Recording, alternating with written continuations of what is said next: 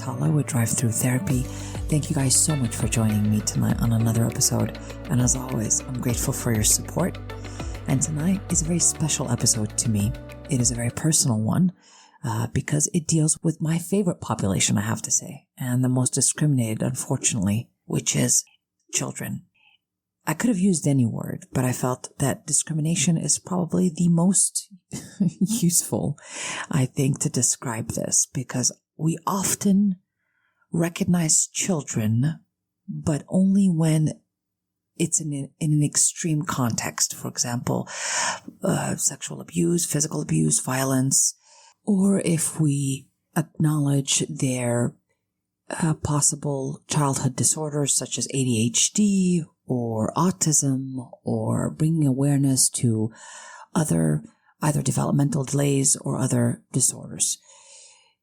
All of this is important to bring attention to, but what gets more confusing are the subtleties I'm going to talk about today that blatantly demonstrate discrimination, but we just kind of accept them as truths, non-problematic.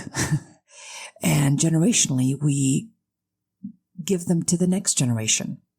I might have grown up in this kind of belief system about children, and so I have the opportunity to give it to another because of memory.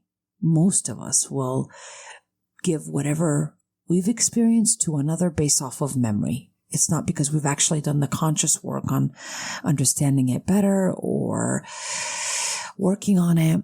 Most of the time when a parent parents, they will parent off of memory. Now, before I even get started on I think I have maybe 10 or 11 ways that we discriminate against children. Before I get to those, I have to do a little self-disclosure here. I don't often do that, but this is the time where it's pretty important because I'm about to relay this important message to you, and you got to know what this lens that is going to relate this information to you, what that lens is all about, and where is it coming from. And so my lens is what I'm going to talk about today, so you understand where I'm coming from and why I'm disclosing it in the way I'm disclosing it. Besides 20 plus years of working with children, not only as a therapist, but as a developmental specialist and even working in schools with children, I come from a background that really is not set up to give me a lot of success as a parent. If I was just to keep it as is. And what I'm talking about is I come from a background of violence, domestic violence and child abuse. It's sometimes very difficult for me to say it out loud because it took a while for me to understand what it was really called. And a lot of times it's just, I didn't have the opportunity to slow down, be aware of it, even grieve a childhood that really wasn't a childhood and look at it deeply. It was only later that I got to look at my past and understand my childhood and understand how the violence has contributed to the way I respond today and how I adapt and why I react in the way I do. It was only through understanding my past that I was able to open up these doors of understanding and self-knowledge. What was really important is once I understood my own pain and had the opportunity to do a lot of grieving in it, it became fairly easy for me to connect to other people's pain. And this is helpful for me as a therapist because I'm able to help them label things that would have been painful, but they would have never noticed as a problem. And this is very common because as children, we survive beautifully by adapting. This is why a child is resilient. They don't have anything to compare their childhood to. They simply just cooperate, comply, they adapt, and these strategies help them move forward. But in however they decide to adapt at the time, out of desperation and need to domestic violence, abuse, sexual abuse, physical abuse, verbal abuse, however they've learned to adapt to that, it will later still stay in them as a habit, which is what those adaptive skills, whether we are reactive or we may have low self-esteem, all of that has been a contribution of our past. We can't escape that. Most of us get our belief system from what we grew up adapting to. So whatever our parents found valuable, we found valuable. They told us what to find as a priority and what to not make a priority. They did that through their punishment and reward system. And so in a lot of our past, there's a lot of clues about how we respond today, how we feel about ourselves, about the world around us, what we think and how we react to those thoughts. All of those are connected to the past. And when we look at the past and truly understand it, then our responses or behaviors or thought patterns or belief system is not a mystery anymore. That's great.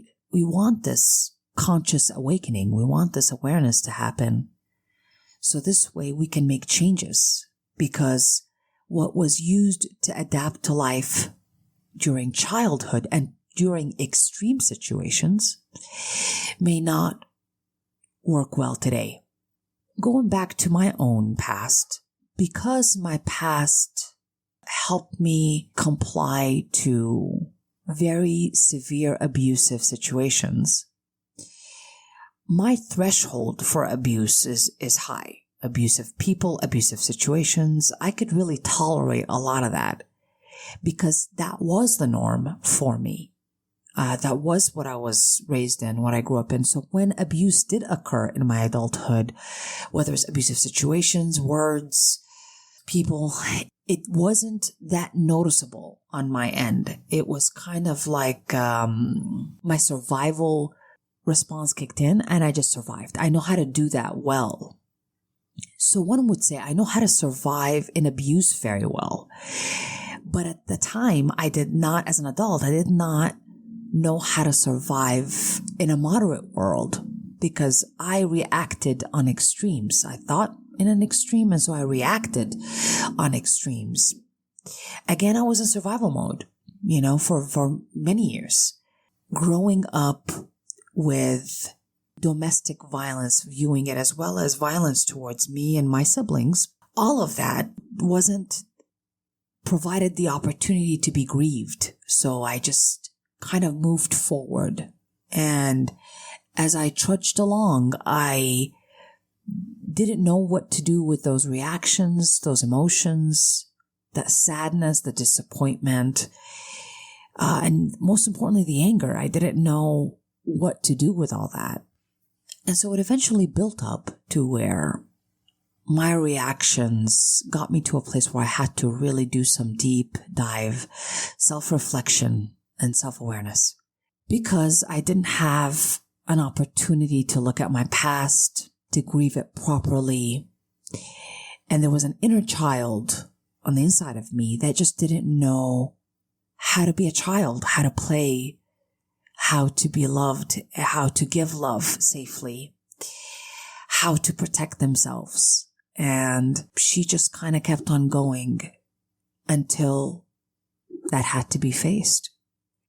Today, when I work with children, I often see those small things that does hurt a kiddo. It isn't necessarily a blatant, obvious, painful thing to notice. But for me, I notice those subtleties because I have a lot of compassion towards my inner child. And so when I see a child and when I see parents talking about children or about parenting, and it sounds kind of not so great, I notice it. I notice it right away. It doesn't, again, have to be significantly loud and abusive or overtly chaotic. For me, I can notice those subtleties that I think are so important and so acceptable in our society. We don't even notice that they're a problem. We honestly don't notice that they're a problem. I want people today to start noticing those things I'm about to tell you, those ways that we discriminate towards children. I want us to start noticing those subtleties and stopping them. The impact on a child when we do those things I'm about to mention. Later on, I've noticed self-esteem issues, people that tolerate abuse, that tolerate disrespect, adults that don't know how to give love equally and receive it equally, adults that don't know how to react to anger positively. I mean, it's stuff that is what suffering is made of, especially how we do not trust ourselves. You know, that's actually acquired, believe me when I tell you, starting off from childhood. I will prove that to you today. So this way, those subtleties are no longer subtleties to you. They'll be screaming loud and clear, and that you can identify them in yourself, in your own childhood. And hopefully this validates something for you and helps you to start grieving if you need to grieve this process of a childhood that you were not allowed to grieve. Or perhaps you're a parent and you would like to do this very important work. So this way you're not parenting off of memory. You're understanding yourself well and making these important changes in what parenting style needs to be. My parenting style cannot go off my past. If I just went off memory, I'd be in trouble. I'd be in trouble. I don't recall really good parenting around me. I mean, I think the abusive, physically abusive responses stopped at the age of 10 for me. But what went on after that, to me, was even worse because it was neglect on a whole nother level. I think I was surrounded by a bunch of workaholics that really thought providing for the family is the only thing a kid needs. So it really desouled a child. It removed the soul out of a child. That's part of my memory. And if I were to parent based off of my memory, I'd again be in trouble. I wouldn't see a child as a living human being with a soul, with a consciousness. I would see that it's enough to, I just provide for them, and that should do it. You know, not like they have any other emotional needs. There's no depth to them really, you know, but I think that's how many of us have grown up with, because these are kind of traditional perspectives of parents. To be honest with you, it needs to stop, because the outcome of them, as I'm looking at adults today in therapy, the outcome is not that great. I don't think this has helped many adults. Let's change this generationally. We have the opportunity today not only to change ourselves and what we do today, but to change generations to come. Because when we parent this generation here, we're really parenting generations and generations to come. And that's the kind of power we have in parenting intentionally. So as a therapist who's gone through trauma herself, there's a name for that actually in our profession. They're known as wounded healers. And so as a person who's experienced that, it helps me have an understanding and compassion for people that normalize chaos. And we do that as an adaptive response, like I said, but we want to be able to change that within ourselves generationally, not recreate that trauma and put our kids through it. Rather, we want to make sure it changes with us, but we got to do the hard work that hasn't been done in generations. We got to do the hard work. And I'm not saying we're going to get it perfect, because I assure you there is no perfection when it comes to me responding as a parent, but it's learning. It's learning and having the humility to have my son teach me how to be a parent, not me teach him how to be a kid. That's what I want everybody to keep in mind. We are not going to point fingers at people from our past because they did not know better. And when we know better, we do better, but they did not know. Today, we have the opportunity to self-reflect, to become consciously aware, and it's available to us to do all this self-reflection. It might not have been available to the generations past. So we get to do this significant work. We're lucky enough to get to look at it and do it. But I want us to keep guilt aside. So if you're a parent who's listening to what I'm about to tell you and you feel a sense of guilt about it, please remove that guilt out of the way, because we have to approach this with an open mind and humility and just accept the information. Accept it. And if I made a mistake before, that's okay. Today I can fix it. The beauty of identifying and taking accountability for our own mistakes is to correct them later. It's not to pretend that they didn't happen or to justify it. The power is taking accountability and to change that once I do, because there's no changing anything if I don't take responsibility for it. If I pretend it's not there, I'm not going to change anything. Get that guilt out of the way as a parent. if you're not a parent and you're listening to this, well, that's even more important to listen to this because you have a childhood you need to be looking at, be concerned with, and take a look and see if any of this information validates your own childhood and where you might need to do some more healing in. It might even help you explain why you respond certain ways today.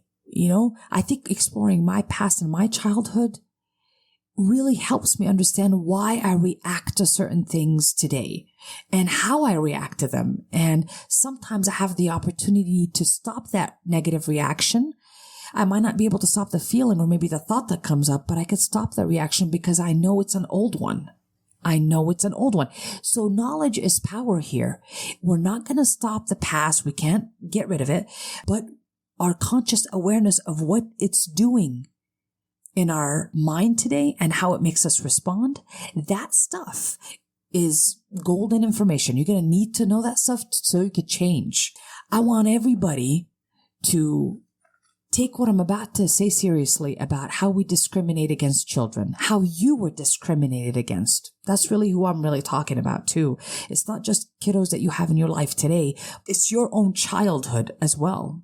Hopefully this gets you started. You understand where I'm coming from and how I'm backing up this information today, not only with my clinical background, working with children, but also my own experience as a wounded healer. And how this has contributed to a lot of in-depth knowledge in the area of trauma because I've experienced it and I had to process it myself. So it makes it a lot easier when I'm listening to somebody else and they might not call their trauma. I know that it's called trauma.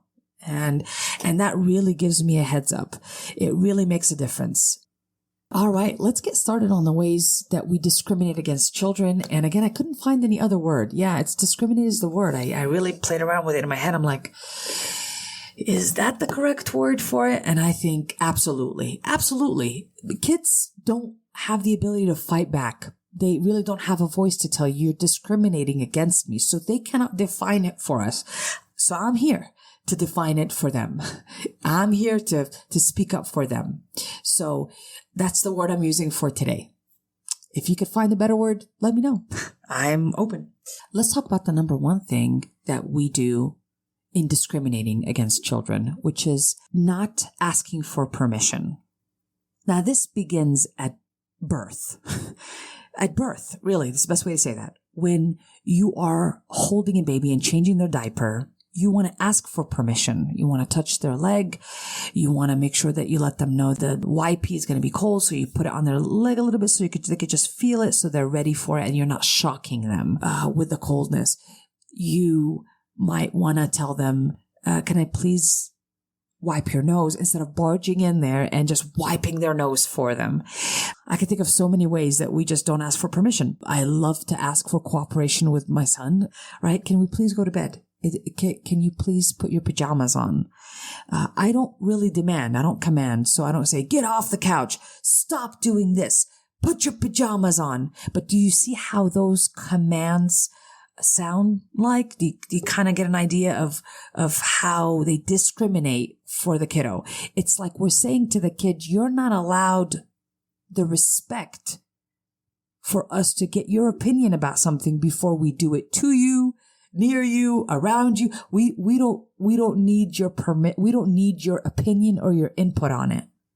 So we're so afraid to ask a kid, can you please cooperate with me? Can you please help me? So we go quickly to command because I'm an adult, they're a child. In that, it implies, apparently, just in the way we're responding, it implies inferiority. They're inferior because we're adults and they're shorter. So they don't need an opinion. They don't need an opinion. I am the boss. They're not. I don't think they need an opinion. So we don't ask for cooperation. We don't ask for permission. We barge in onto their decision making and we just kind of take over, basically.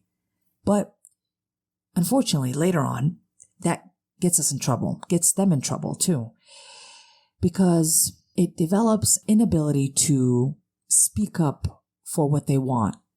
In a lot of situations where sexual abuse occurs, because they're told to obey blindly through commands, the kiddo usually complies as a way of an adaptive skill because he or she is not allowed to ask questions. They're not allowed to put their opinion on about what's happening to them at this time. They're just used to being commanded. And so they're not able to acquire or develop the skill to speak up yet. So unfortunately, that is a way we discriminate with them. We just teach them that they do not have rights to themselves. They do not have rights to their opinions. They do not have the right to be respected by another by asking them to comply with whatever I'm doing. Yeah, most of the time it's like you just follow your elders. But again, in that is just, all I hear is not respect towards the elder. It's discrimination towards that kid. If we're looking at it properly, both of them deserve respect. The elder and the child both deserve equal respect. I should not be giving one more and one less. I don't understand this. I don't understand this. I mean, it's clear as day. It's clear as day. But again, maybe it's because of my background. I think, and working with people and seeing how this impacts them, it just doesn't work. So that's number one. So bear with me. I know this might be a long episode and you might have to cut it up. So instead of just driving to work, listening to it, you might have to listen to it, the rest of it driving back. And that's okay. This is worth it for us. This is really worth it for us. Number two. How we discriminate against children that I think is pretty loud and clear is by interpreting their intentions. A lot of the times, unfortunately, we punish children, and we ourselves have been punished because an adult said that I was disrespectful in some sort of way, and they punished me for what they thought my intentions are, which wasn't the case.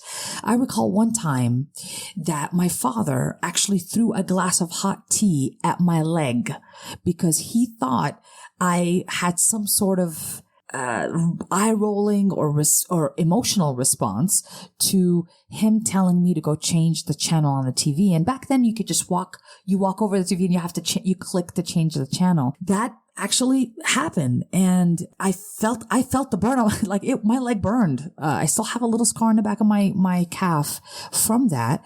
But the adult, and in this extreme situation, the adult misinterpreted my own intentions. He did not allow me to explain. He did not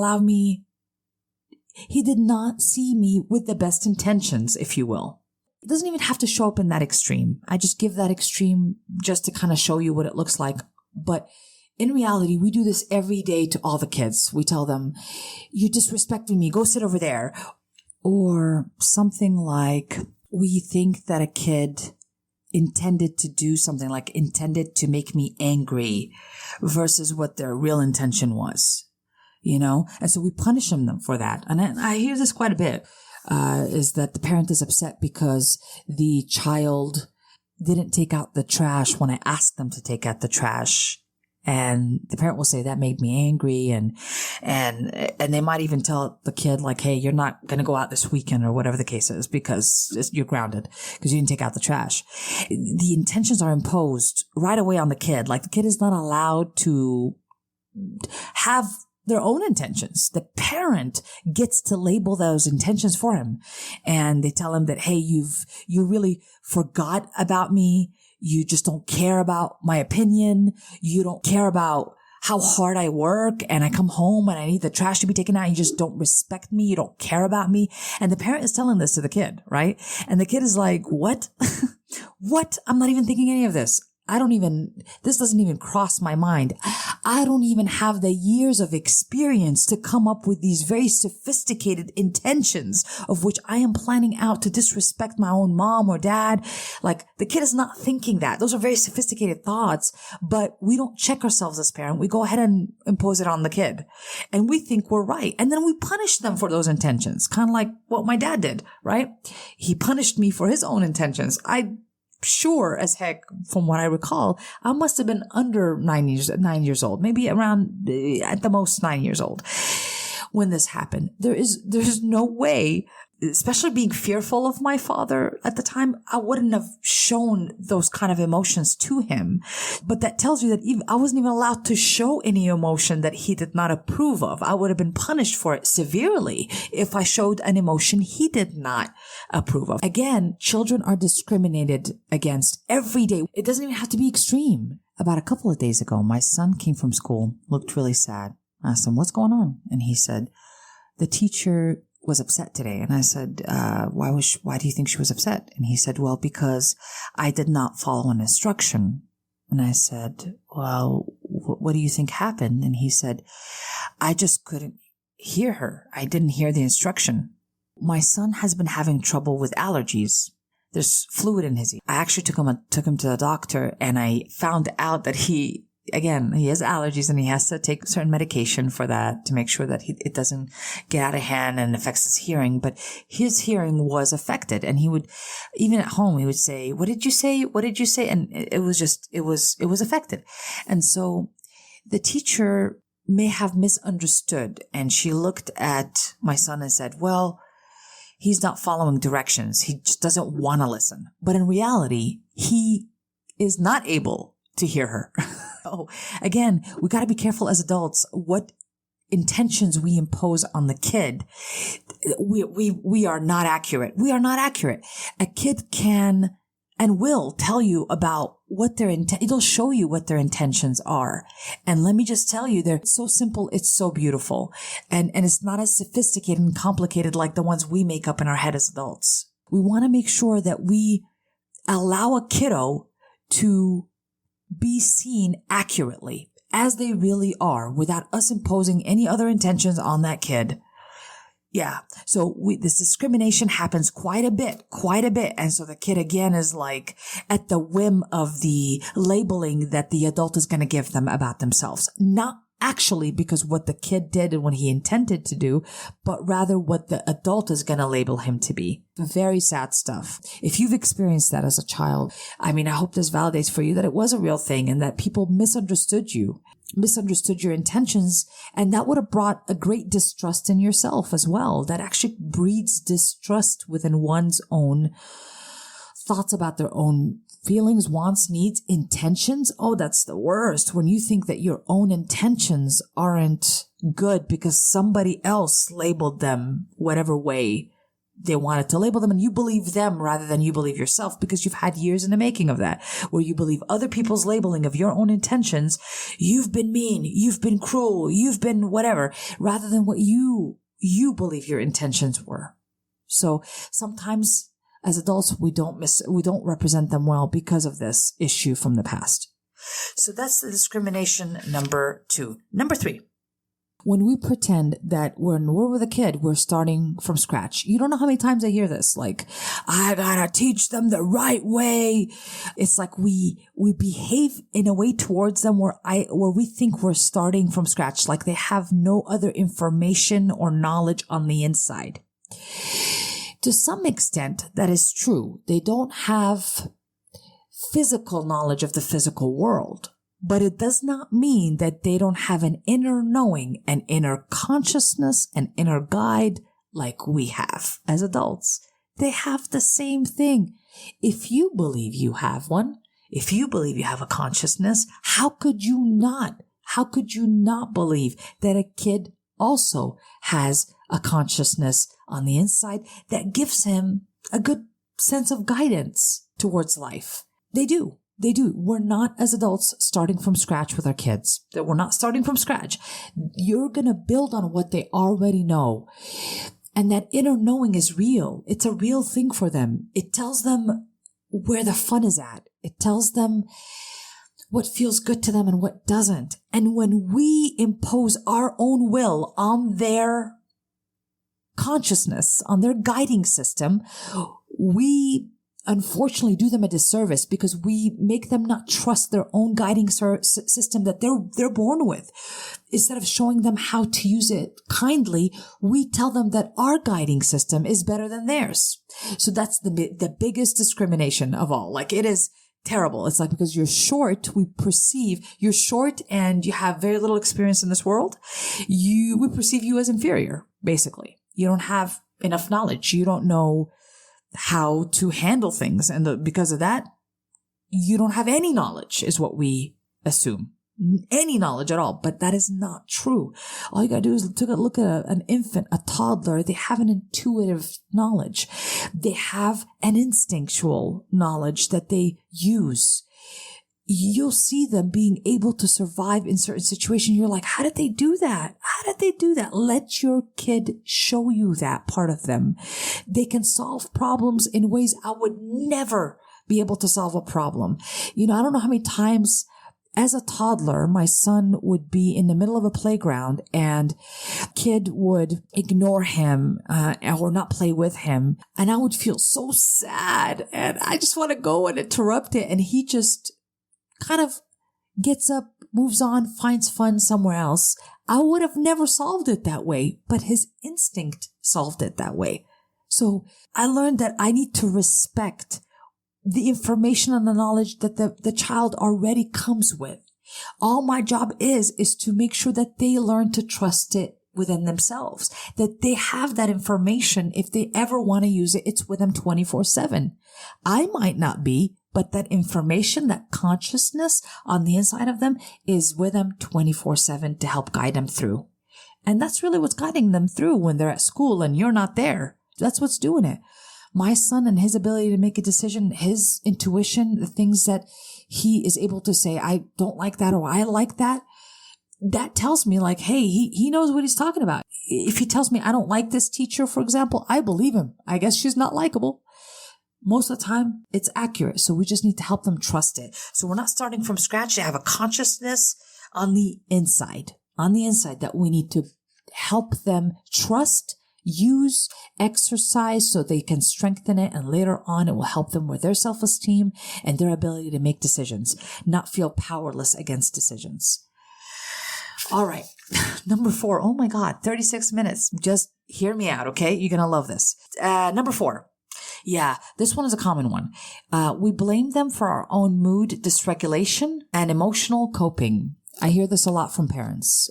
They tell their kids, you probably might have heard it from your own parent.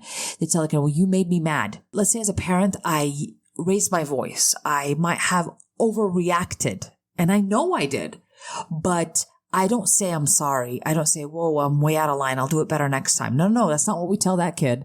What we do is double down. We basically justify why you made me mad. And if you only just cleaned your room, if you only just put your stuff away, if you only just did this, I wouldn't have to yell. What the fuck? Like that should sound terrible to you.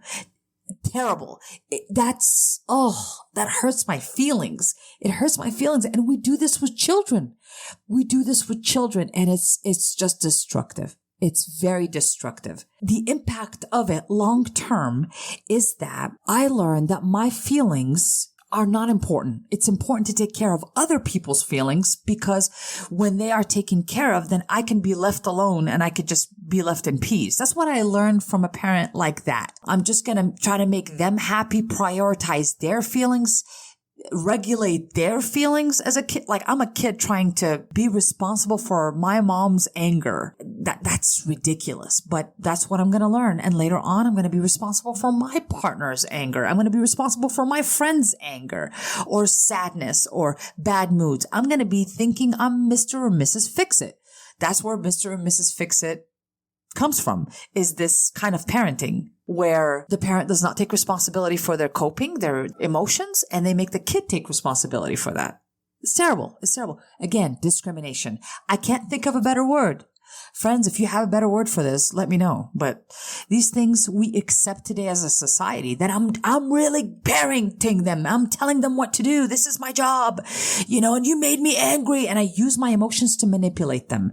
And they push their emotions down. When me as a parent is so damn loud, they push their emotions down because they can't win that fight. They can't win that fight. Not yet. You're going to start seeing them fight back around adolescence, at which point you asked for it. You practically begged for it. But wait a minute. I'm not there yet. Okay. The next one is we ignore their thoughts. Or more importantly, we minimize them. So I see this a lot. Like the kid is talking, and the parent is shopping and they're like, yeah. Okay, whatever. Just stop. Yeah, it's annoying. And they're ignoring or minimizing what the kid is trying to say about their day, even if it's just about their world around them. They're excited about something.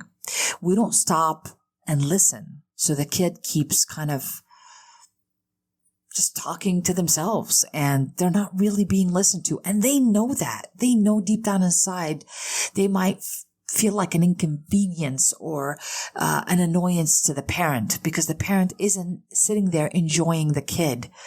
They know they're not being enjoyed. And that, of course, affects the building of their self-esteem. They do not find themselves as important. They do not find themselves as worthwhile. They think of themselves as an inconvenience. And that's the impact of that long term.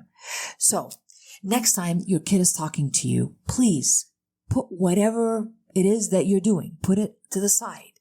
Listen to what the kid has to say. It all matters. It all matters. I hope you're with me so far. We're at 40 minutes. Oh yes, we're at 40 minutes. We could have baked a cake at this amount of time, but we're doing something better. We're changing generational trauma here. We're healing it. All right. Hopefully you got this one. On number 5, we tend to discriminate towards them by ignoring their thoughts or minimizing their thoughts. We now want to put them at center stage. Whenever you are hearing your kid, you put whatever it is that you're doing down, listen to them. Make sure that you affirm that you're listening to them because that teaches them that they are valuable, that's what you're helping with, parent. So it's a big deal. It's not just that they're talking and they won't remember it. Yeah, they'll remember that you ignored them. Okay. Number 6, again, this goes with the one I talked about before, a couple of notches before. It was, we don't adjust to them. They adjust to us. In a lot of ways, this is where we don't adjust our own parenting style to that kid. We make them adjust to our parenting style. Because your brother, we tell them, your brother never gave me these problems. I don't know why you're giving me these problems. You see that discrimination? It's like terrible. It's like we're telling the kid, like, look, it's an inconvenience, kid. It's an inconvenience that you're making me do all this work and I have to adjust myself for you when I didn't have to with your brother and he was much easier. Like, that's what we're telling them. It's terrible, terrible message. And of course, the kid is going to have a long-term impact of issues with self-esteem, feelings of inferiority. He's going to compare himself to other people. I mean, this is just terrible. And we do this a lot. Like, there are a lot of parents out there that compare parenting one kid to another, not realizing that that's a problem if the parent is thinking that they don't need to adjust to match the personality of the kid. And they're making the kid match the personality of the adult with so little experience. The kid has so little experience in this world. We're wanting them to adjust to us as an adult with our complexities. We want them to adjust to that. What in the world? What in the world? It's unkind. It's unkind. They are worth the time to get to learn them, learn what they love, what they're into, what they're not into. And these differences are beautiful with the kids that we see, with the kids that we have, if we have multiple children. Beautiful. All of them are. All of them they all have their special, unique gifts and ways of dealing with things. And we have to honor them because later on it will matter. And that's exactly what they're going to give the next generation. So when we do all these things and we do them gently and we fix them, they do get fixed generationally.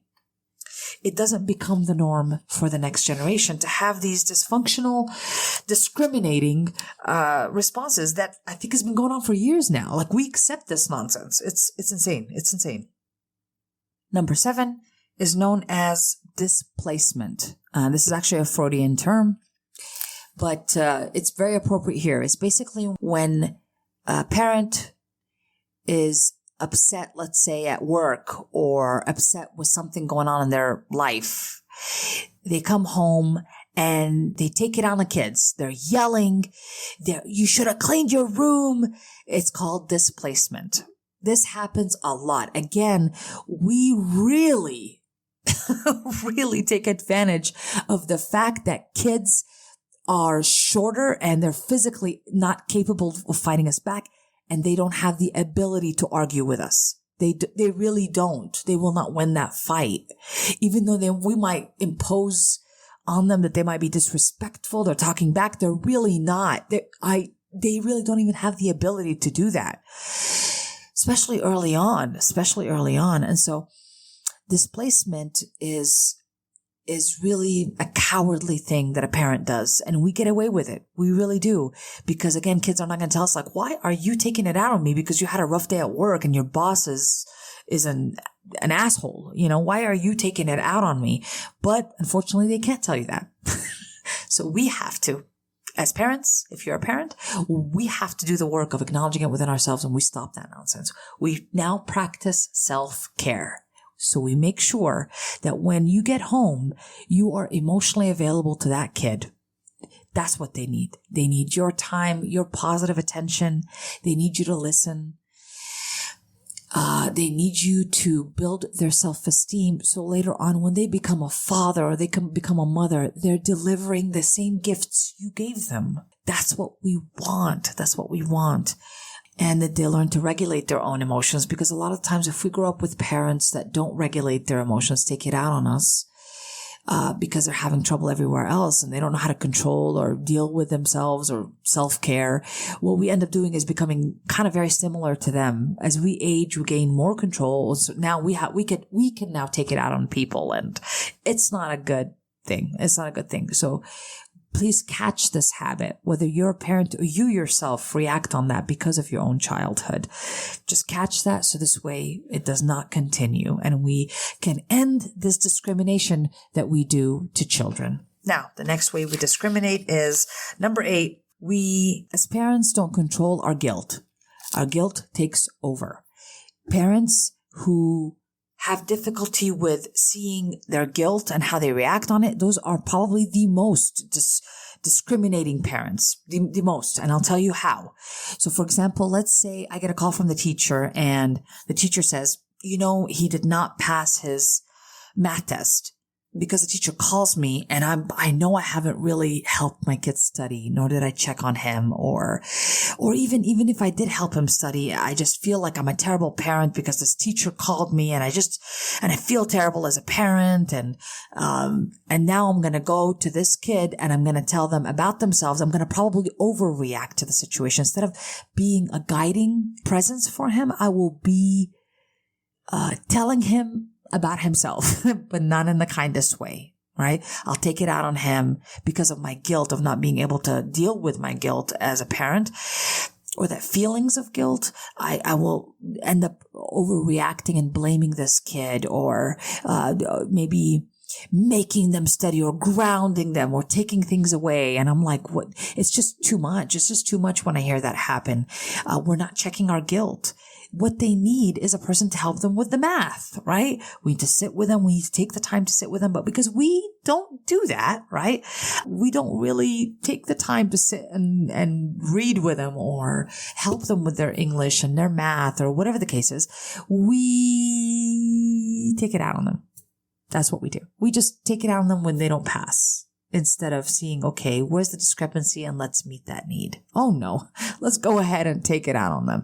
And again, they accept this to be true because they have limited ability to fight back. They don't actually say, wait a minute, that's unfair, Mom. That's unfair. I did not get a chance to study, or you didn't help me study, or, I told you the other day about what happened and I just needed your help with that, or whatever the case is, right? I just need your guidance, Mom. I need your guidance, Dad. Oh, they don't have the ability to say those things, so they will eventually comply. They'll agree with you. And that's a terrible thing. When a kid agrees with you that they are to blame for, once again, your reactions as a parent, and we know this deep down inside, but the guilt takes over. The guilt takes over and it makes us not correct things, but it will make us justify really bad behavior.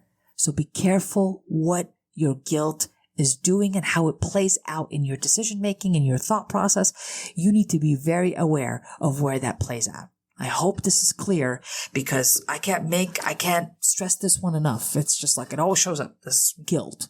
It's like if I think of when parents feel such shame in the way they reacted, it's always based off of a guilt-driven response. Always. The last one is something that I think is quite important. Hypocrisy. Now, a kid might not know that word or tell it to you, but they'll start to see that there's a discrepancy in your behavior. So the way we discriminate towards them is that we act in dishonesty, in hypocrisy, because it's a form of dishonesty. We pretend that I'm an authority, right? And I'm allowed to make mistakes, but you, kid, are not allowed to do what I do. You have to do what I say. Now, the kid at first, when they're small, tiny little babies, they'll comply. They'll think you're always right. The adult is always right. But somewhere around teenage years, they're going to start very much noticing that discrepancy and having a name for it. Not only that, get this and get ready for this. If you're doing it, they're going to come up to you and they're going to have a field day with you. They're just going to fight back now. Now it's their opportunity because now I can talk back and I know what you're doing. And I know you're being dishonest. I know you're a hypocrite, Mom. You're a hypocrite, Dad. You say things, but you don't actually do them. Now they can actually tell you that. And they will not trust you. They will not trust your opinion about them anymore. And if you've been misreading them, if you've been labeling their intentions, if you've been blaming them for how you feel, if you've been telling them that you should have been like your brother or you should have been like, now all this is just going to come to full effect and they're going to show you in their adolescence how much they really can see your discrepancy and your inconsistency as a parent. Get ready, friends. Get ready to clean this mess up. Now, since these are the ways we discriminate, I could probably poke a little harder and find some more, but I don't think you're ready for the Gone with the Wind novel that I just laid on you at 50-something minutes. So I'm going to take it easy on you and I'm just going to make the first batch today, but later on I might have to do another episode. This is probably the most important episode of my life because the amount of information I have, not only as a person who's had to look at their own childhood and its impact on them as an adult, but also looked at many other childhoods and made connections with them. Oh man, I have a lot of information in that area. And I'm so grateful today that I get to share it with you. Hopefully this jumpstarts the work we all need to do, whether it's towards our inner child and learning to grieve our own childhood and understand how it's impacted us today as adults, or as a parent, and you might be doing both really, as a parent, changing those generational patterns that really are messed up, but we all accept as, I'm an adult, they're a kid, and they're inferior, darn it. Of course they need guidance galore. They don't have anything on the inside of them. They're not a conscious being. And unfortunately, we as a society de-soul the child. We remove the soul out of the child, the consciousness out of them, and we make them think that they will not remember, that we tell them, we even tell ourselves that they won't remember when they get older. That's why it won't matter. It won't matter that this divorce happened. It won't matter that they saw this domestic violence situation in front of them. It will not matter if we just talk to them in that way. They don't have feelings, basically. We tell them, it won't matter because you don't have feelings. You don't actually think. But newsflash, everyone, a child thinks and feels without your permission as an adult. They always are thinking and feeling. And I need us all to acknowledge that and accept that as a fact. So this way we can allow this kiddo to think and feel and make space for it. Hold the space they need for it. Again, we're not looking for perfection. We're just looking for a little bit better than the past. A little bit better. I'm not asking for perfection. I don't even expect that of myself. I just want to do a little bit better than my past. And oh boy, if I do, great. On those days I'm able to be a little bit better than my past. I'm grateful for that. Let's get started on this work and let's do the real work here that changes generations to come. In our society, in our social media, we focus on really big significant topics driven by fear and all that. But right here in our home, there's discrimination and we don't even notice it. We discriminate against a population that truly has no voice. And it doesn't have to be when a kid has to be abused. It's the only time we notice that they've been wronged. We need to catch all those subtleties I just mentioned because it's wrong. What's happening is wrong. And we can do something about it. We can give these kiddos a voice, and maybe generations to come, it might look a little different, maybe a little bit better than what we went through. So please, let's focus on what's happening at home, whether it's your own inner child that needs to be healed and validated or grieved. In a lot of cases, we need to grieve that inner child, and also help another kiddo that's right in front of us to help them heal as well, and to be heard, and to change those very discriminatory responses that we have towards children that we don't think is discrimination. That's just what drives me crazy. I'm like, we don't think it's discrimination. But if we were to do the same thing to adults, if we were to actually behave this way towards adults, we would certainly call that discrimination. Or more importantly, they would call it discrimination. But since a kid can't say discrimination, we don't even acknowledge it as thus. So I hope this helps you guys out. I love you so much. And I'm so glad I put it out there for you. This is just such an important episode. I hope you think this is important too. It's basically the basis of everything for me. Thank you so much for joining me tonight. I'm sending you love and light. Nelson Mandela said, "The true character of a society is revealed in how it treats its children." This has been an episode of Drive-thru.